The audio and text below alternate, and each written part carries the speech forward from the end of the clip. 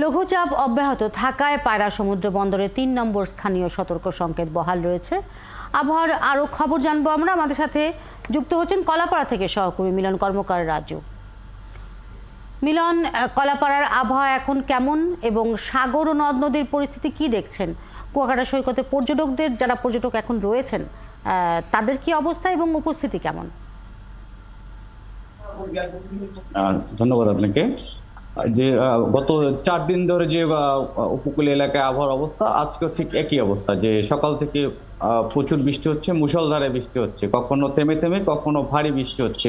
ঠিক এই মুহূর্তে এখনো বৃষ্টি হচ্ছে, তবে গুড়ি গুড়ি বৃষ্টি হচ্ছে।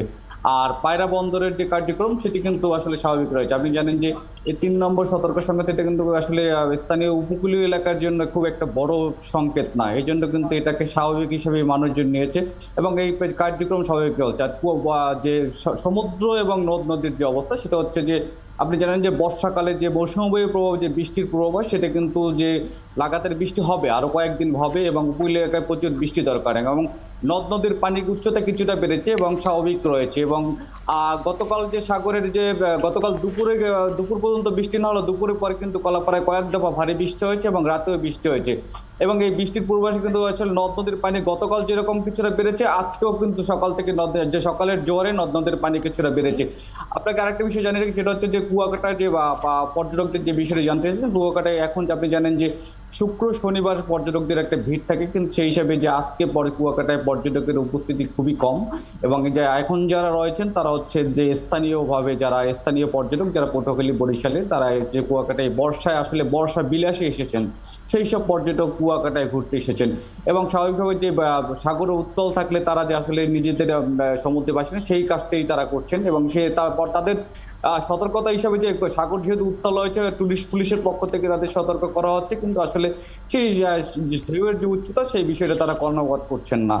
এখন আপনাকে যে বিষয়টা জানেন, যে টানা বর্ষণে উপকূলীয় এলাকায় এই মুহূর্তে যে ক্ষতির বিষয়টা, সেটা হচ্ছে যে টানা বর্ষণের কারণে আপনি জানেন যে 1 মাস আগে যে উপকূলীয় এলাকায় বড় ধরনের একটি ঝড় গেছে এবং উপকূলীয় এলাকা লন্ডভন্ড হয়ে গেছে।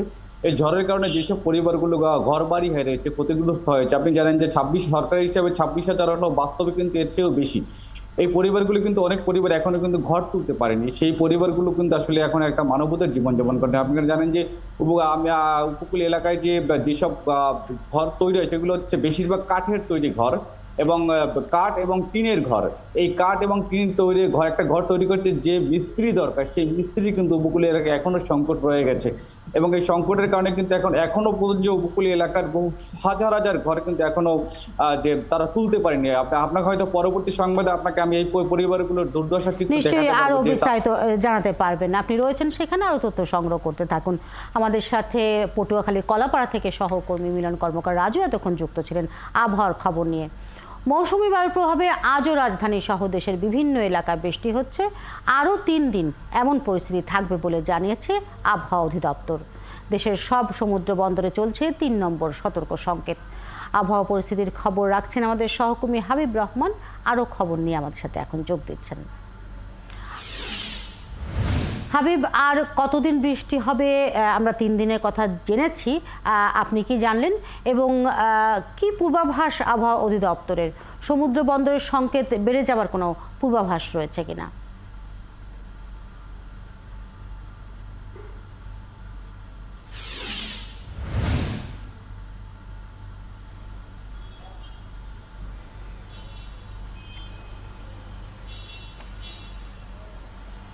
শিল্পী, আবহাওয়া অফিস কিন্তু মূলত 3 দিনের একটি পূর্বাভাস দেয় 72 ঘন্টার। সেই হিসেবে তারা গতকালকে দিয়েছেন 72 ঘন্টার পূর্বাভাস এবং বৃষ্টিপাত সারা দেশেই হচ্ছে এবং সেটি বাড়ার সম্ভাবনা রয়েছে বলে তারা কিন্তু জানিয়েছেন। মূলত এখন মৌসুমী বায়ুর যে প্রভাব, সেই প্রভাবে বৃষ্টিপাতের যে মূল কারণ সেটি তারা বলছেন। তবে সমুদ্রের যে সতর্ক সংকেতগুলো রয়েছে, সেগুলো আপাতত বাড়ার সম্ভাবনা নেই বলে তারা জানিয়েছেন। যেহেতু সমুদ্রে বড় ধরনের কোনো ঝড় হওয়ার সম্ভাবনা নেই বা সাইক্লোন হওয়ার সম্ভাবনা নেই, সেক্ষেত্রে তারা বলছেন যে আপাতত যে সংকেতগুলো দেওয়া হয়েছে সে তাই থাকবে বলে তারা আমাদেরকে জানিয়েছেন।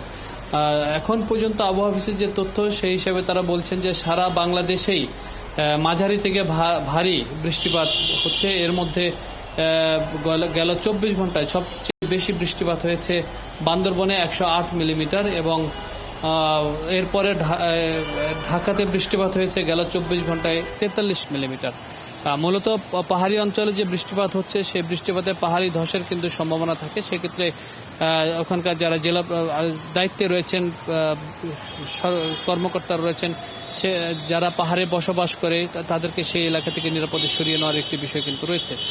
এবং এই যে মাঝারি থেকে ভারী বৃষ্টিপাত হচ্ছে সারা দেশে, সেই হিসেবে উত্তরাঞ্চলে কিন্তু এর মধ্যে আপনি জানেন যে হালকা বন্যার যে সেই বন্যা কিন্তু দেখা দিয়েছে এবং নদ নদীর পানি কিন্তু বাড়তে শুরু করেছে। এই বৃষ্টিতে ভারী বা দীর্ঘ সময়ের বন্যা হওয়ার সম্ভাবনা খুব কম। তারপরে যেহেতু এবার বর্ষার সময় বৃষ্টিপাত বেশি হওয়ার সম্ভাবনা রয়েছে, যেটি গেল কয়েকদিন ধরেই বলা হচ্ছে যে এবার বর্ষায় বাংলাদেশে বৃষ্টিপাত অনেকটাই বেশি হবে, সেক্ষেত্রে বন্যার সৃষ্টি হতে পারে, তবে সেটি দীর্ঘস্থায়ী হওয়ার সম্ভাবনা তারা কম দেখছেন বলে কিন্তু বন্যা পূর্বাভাস কেন্দ্র কিন্তু আমাদেরকে জানিয়েছেন। তবে নদ নদীর পানি বিশেষ করে উত্তরাঞ্চলে বাড়তে শুরু করেছে, সে কারণে নিম্ন অঞ্চল যে অংশগুলো রয়েছে সেখানে কিন্তু হালকা বিভিন্ন এলাকায় বন্যার সৃষ্টি হয়েছে। পাশাপাশি মধ্যাঞ্চল বিশেষ করে ঢাকা, ময়মনসিংহ, টাঙ্গাইল এই এলাকাগুলোতে কিন্তু বৃষ্টিপাত শুরু হয়েছে এবং যখন উত্তরাঞ্চলে পানি যখন নেমে আসবে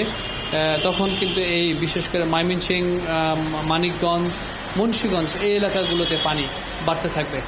তবে বড় ধরনের বন্যা বাংলাদেশ আপাতত হওয়ার সম্ভাবনা দেখছেন না, যদিও যেটি বলছেন যে যদি আমাদের পার্শ্ববর্তী দেশ ভারতে বা অতিরিক্ত বৃষ্টিপাত হয়, সেক্ষেত্রে আপনি জানেন যে এই সময় আমাদের যে স্লুইস গেটগুলো রয়েছে তিস্তা ব্রিজের, সেটি যদি খুলে দেওয়া হয় তাহলে কিন্তু পানি নামার একটি সম্ভাবনা রয়েছে। এমন নানা হিসাব নিকাশ করে তারা বলছেন যদি অতিরিক্ত বৃষ্টিপাত না হলে তাহলে বন্যার শঙ্কা নেই। আপনি রয়েছেন, আরও তথ্য সংগ্রহ করবেন, আবারও নিশ্চয়ই যুক্ত হবেন আমার সাথে। আবহাওয়ার খবর নিয়ে রাজধানী থেকে আমাদের সহকর্মী হাবিব রহমান এতক্ষণ যুক্ত ছিলেন।